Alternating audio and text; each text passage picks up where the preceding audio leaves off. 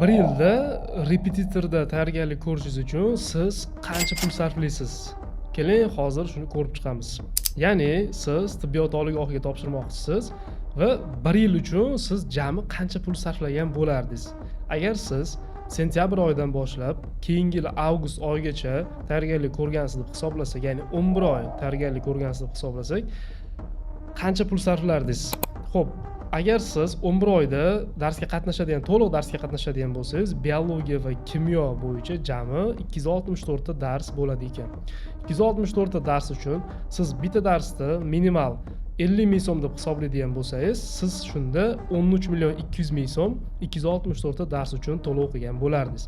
Xo'p, endi sizni kursga kelib ketishingizni avtobus yoki metroda deb hisoblaydigan bo'lsak, 1700 so'm kelishingizga, 1700 so'm ketishingizga va 3400 so'm kelib ketishingizga.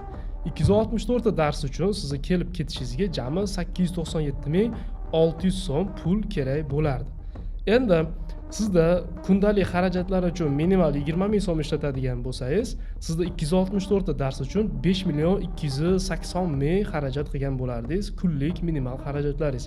Va endi 11 oy uchun siz 264 ta darsga umumiy bo'lib qancha sarflardingiz? Xo'p, agar hammasini qo'shib chiqadigan bo'lsak, siz bir yil uchun, ya'ni 11 oy uchun jami 26 million 577 ming so'm pul sarflagan bo'lardingiz. Endi sizga savol, siz bir oyda qancha pul sarflaysiz? Hech hisoblab ko'rganmisiz? Fikringizni izohlarda yozib qoldiring.